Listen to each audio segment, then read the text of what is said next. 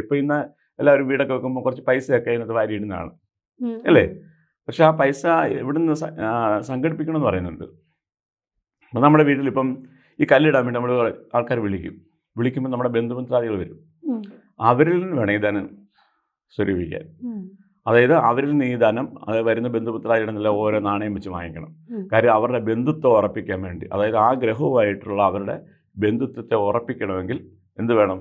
അവരുടെ ഒരു കോൺട്രിബ്യൂഷൻ എന്തെങ്കിലും അവരിൽ നമ്മൾ വാങ്ങിക്കണം, അല്ലേ? അതുകൊണ്ട് ആ വന്ന ബന്ധുക്കളിൽ നിന്നെല്ലാം ഒരു നാണയം വാങ്ങിച്ച് ആ വെള്ളത്തിലിട്ട് കഴുകി വൃത്തിയാക്കി അതിന് അശുദ്ധി മാറ്റിയതിന് ശേഷം അത് കലശത്തിൽ നിക്ഷേപിച്ചോ അല്ലെങ്കിൽ കല്ലിൽ നിക്ഷേപിച്ചോ അവിടെ വെച്ചിട്ടാണ് നമ്മൾ ഈ കല്ല് പൂജ നടത്തി പൂജിച്ച് കല്ലിടിച്ചിൽ കർമ്മം ചെയ്യേണ്ടത്.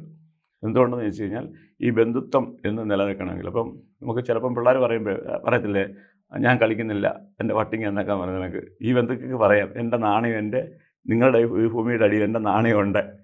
അപ്പോൾ ആ ഒരു ബന്ധം അവരുടെ അത് പറയാൻ പറ്റും. അങ്ങനെ ആരും പറയാറില്ല എങ്കിൽ പോലും അവർക്ക് അവകാശപ്പെടാം, എൻ്റെ നാണയം ഇതിൻ്റെ താഴെയുണ്ട്. ആ ബന്ധം നമുക്ക് നിലനിർത്തണം. അപ്പോൾ പണ്ടെന്ന് പറയുമ്പോൾ ഗ്രഹം നിർമ്മിക്കുമ്പോൾ തന്നെ ഈ ബന്ധുത്വത്തെ ഉറപ്പിക്കാനും കൂടെ വേണ്ടിയാണ്.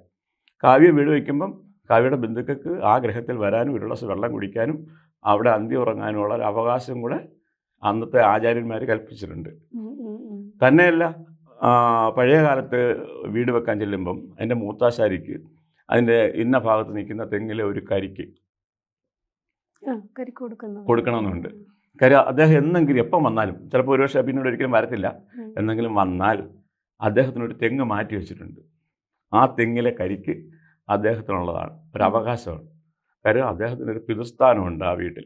എന്നെങ്കിലും അദ്ദേഹം കടന്നു വന്നാൽ ആ കരിക്ക് അദ്ദേഹത്തിന് കൊടുക്കണം എന്നാണ്. അപ്പോൾ എത്ര മഹനീയമായ ഒരു ബന്ധമാണ് ഒരു ഗ്രഹനിർമ്മാണ സമയത്ത് ആചാര്യന്മാർ കൽപ്പിച്ചിരുന്നു ഓർക്കണം.